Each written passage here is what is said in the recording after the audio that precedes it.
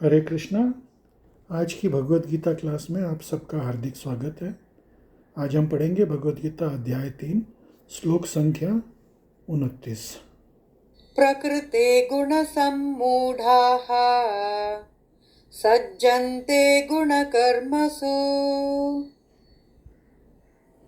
तान् कृत्स्नविदो मन्दान् कृत्स्नविन्न विचालयेत्। अनुवाद: माया के गुणों से मोहग्रस्त होने पर अज्ञानी पुरुष पूर्णतया भौतिक कार्यों में संलग्न रहकर उसमें आसक्त हो जाते हैं। यद्यपि उनके ये कार्य उनमें ज्ञान भाव के कारण अधम होते हैं, किंतु ज्ञानी को चाहिए कि उन्हें विचलित न करें। तो कई बार क्या होता है कि लोग बाग समझ ही नहीं पाते कि हमारा धर्म क्या है। शुरू से हम लोगों को ये सिखाया जाता है कि तुम कार्य करो, तुमको फर्स्ट आना है, तुम पढ़ाई करो, तुमको ये फल मिलेगा, तुम ऑफिस में अच्छा काम करोगे, तुमको तरक्की मिलेगी, बहुत पैसा मिलेगा, अच्छा कारोबार करोगे, बहुत पैसा कमाओगे। लेकिन माँ बाप को बचपन से सिखाना चाहिए, गुरु को बचपन से सिखाना चाहिए भगवत गीता के सिद्धांत। वो क्या है? कर्मण्येवाधिकारस्तु मा फलेषु कदाचन। बेटा, तुम अपना कर्म जो है अच्छे से करो, फल की चिंता छोड़ दो। फल तो तुमको अपने आप ही मिलेगा, भगवान देंगे। भगवान तुम्हारे लिए जो उचित होगा वो तुमको देंगे। अभी एक एग्जाम्पल के रूप में आपको समझाता हूँ कि अगर मेहनत करने से ही अगर आदमी अमीर आदमी बन जाता है, तो स्टेशन पे जो कुली है वो सबसे ज़्यादा मेहनत करता है। दिन भर जो है वो गधे की तरह दुनिया भर का सामान उठा करके चलता है, लेकिन क्या वो बड़ा आदमी बन जाता है? नहीं। उसके भाग्य में जो लिखा होगा वही वो उसको मिलेगा। एक सॉफ्टवेयर इंजीनियर एसी रूम में बैठ करके खाली कंप्यूटर पे जरा सी अपनी उंगलियां चलाता है, अपना दिमाग चलाता है, देखने में लगता है कि ये तो कुछ काम ही नहीं कर रहा है, लेकिन उसकी तनख्वाह सबसे ज़्यादा होती है। तो आदमी को जो है अपना कर्म करना है और फल की चिंता भगवान के ऊपर छोड़ देनी है। ये भगवत गीता का प्रिंसिपल है जो हमको शुरू से हमारे माता पिता गुरु को सिखाना चाहिए था,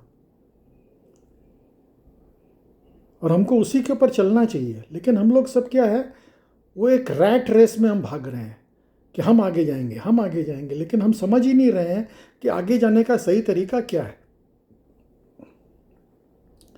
तात्पर्य पढ़ेंगे श्रील प्रभुपाद द्वारा।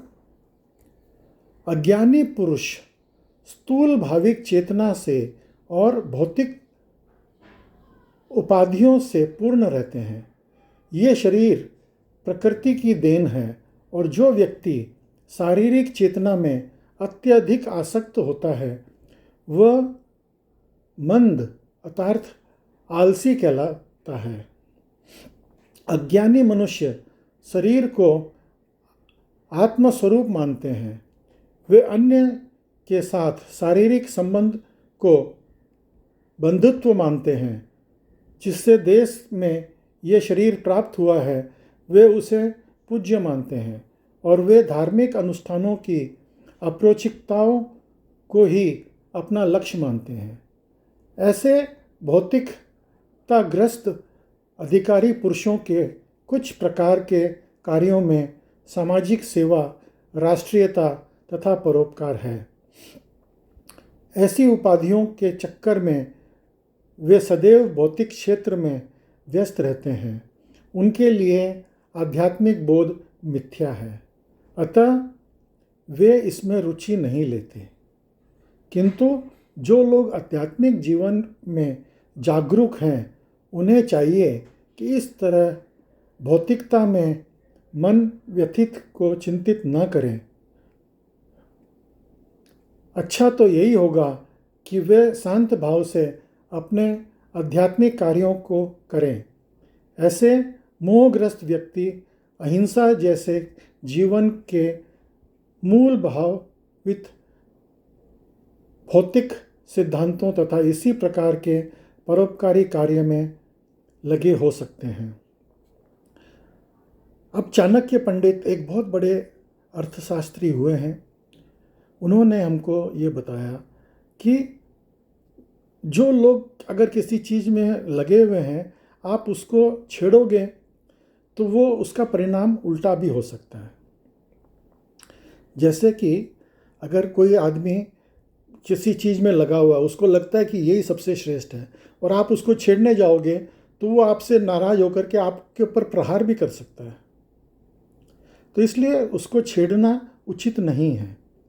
और यही भगवान पहले भी बोल के गए हैं कि भाई जो लोग, इसके पहले 2-3 श्लोक पहले भगवान बोल के गए हैं कि भाई जो लोग कुछ कर रहे हैं उनको आप डिस्टर्ब मत करो।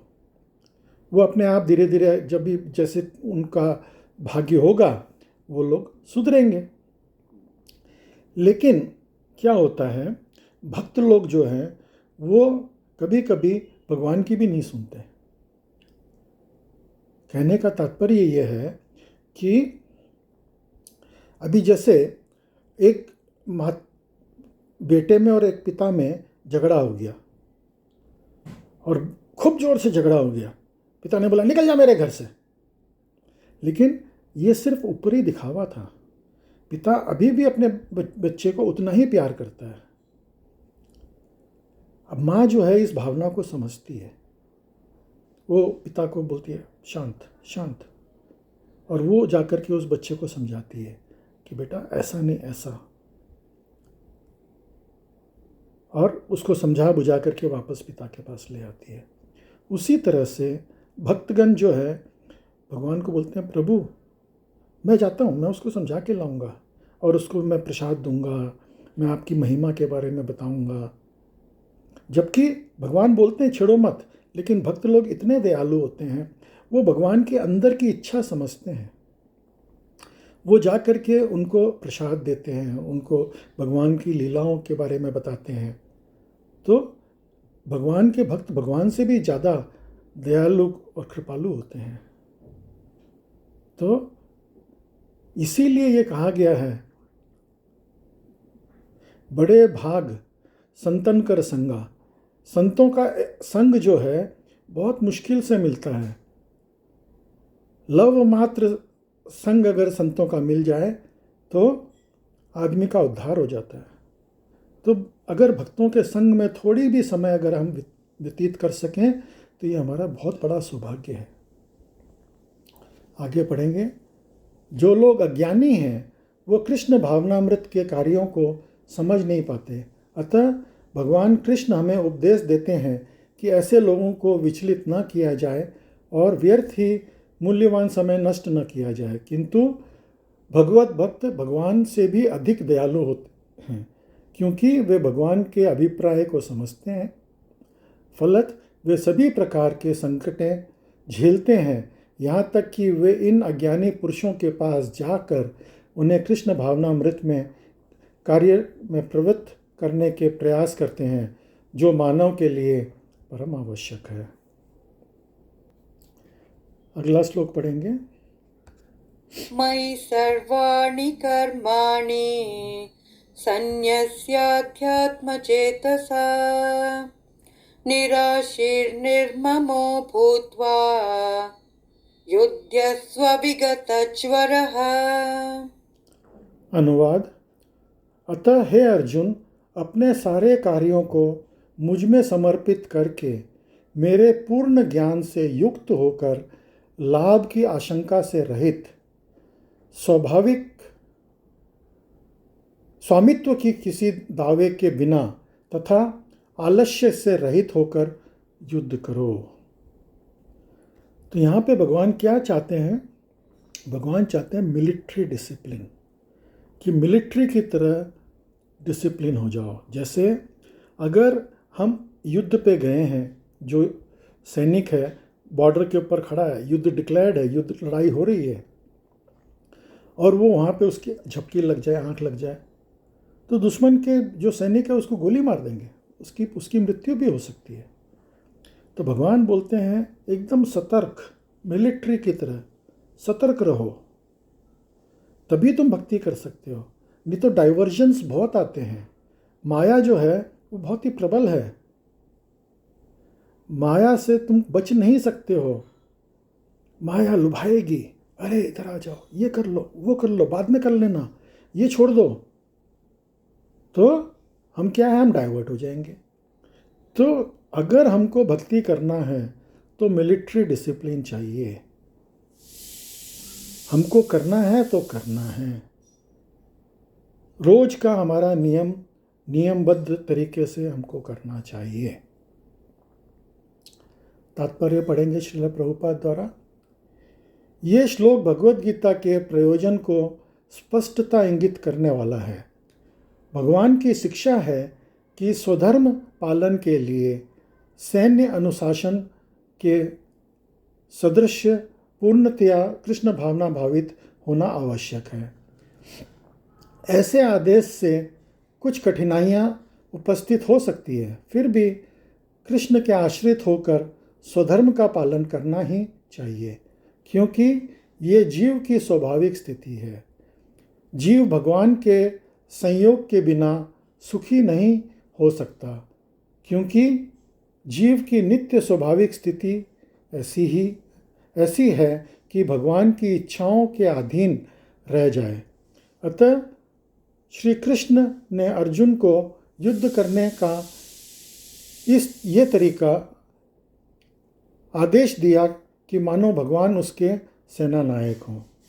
परमेश्वर की इच्छा के लिए मनुष्य को सर्वस्व की बलि करनी होती है और साथ ही स्वामित्व बताए बिना स्वधर्म का पालन करना होता है।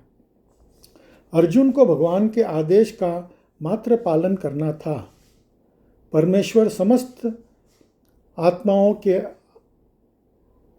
आत्मा है, अतः जो पूर्णतया परमेश्वर पर आश्रित रहता है वो दूसरे शब्दों में पूर्णतया कृष्ण भावना भावित है।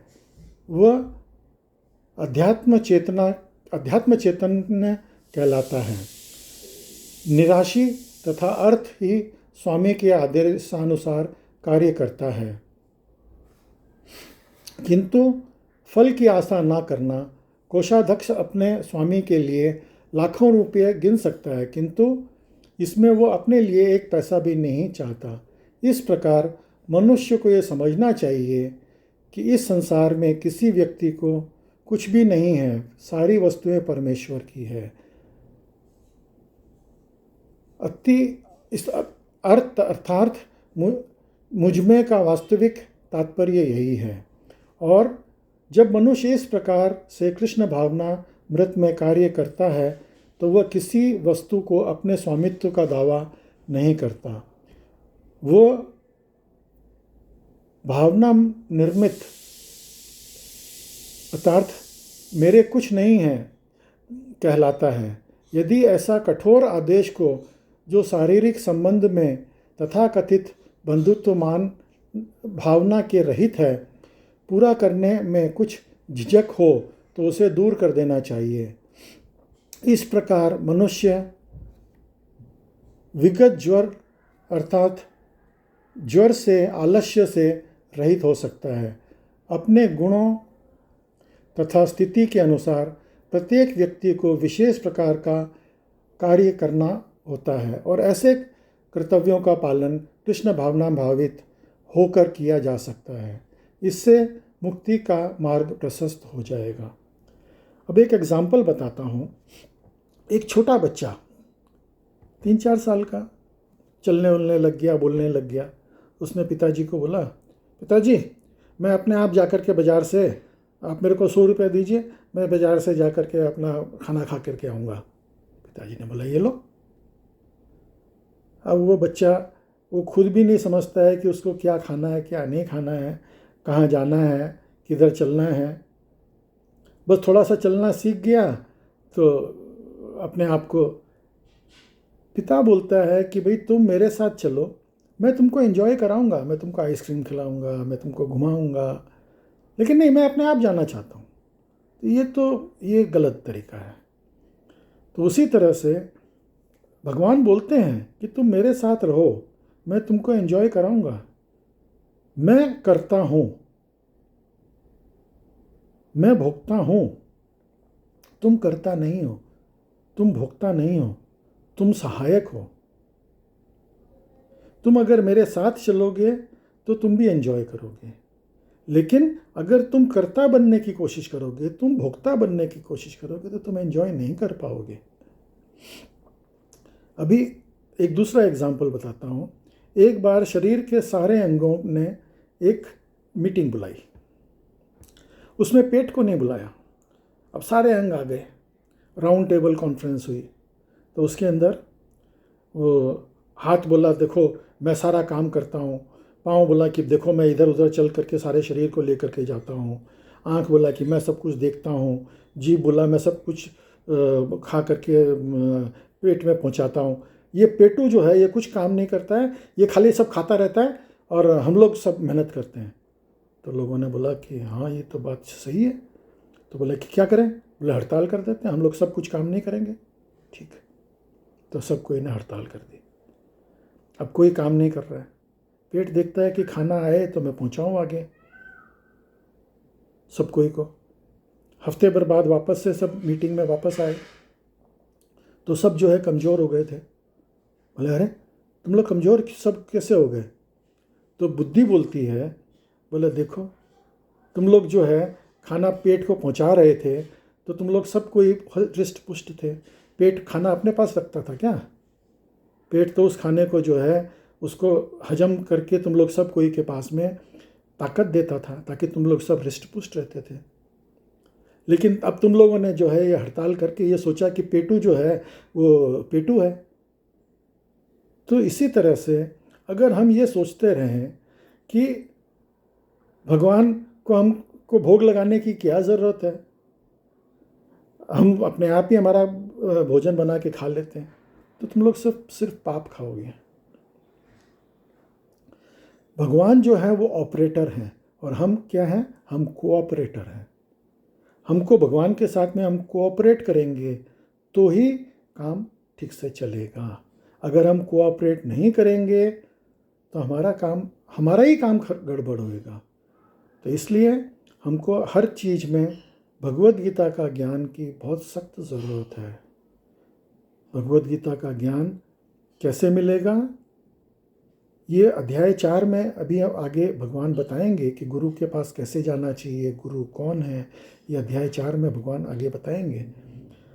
तो प्रमाणिक गुरु के पास जा करके जब हम भगवत गीता का ज्ञान प्राप्त करेंगे और भगवत गीता के अनुसार जब अपना जीवन व्यतीत करेंगे, तब जो है हम इस संसार को सही तरीके से एंजॉय कर सकते हैं। तो आज की क्लास में आप सब सम्मिलित हुए, उसके लिए बहुत बहुत धन्यवाद। हरे कृष्णा।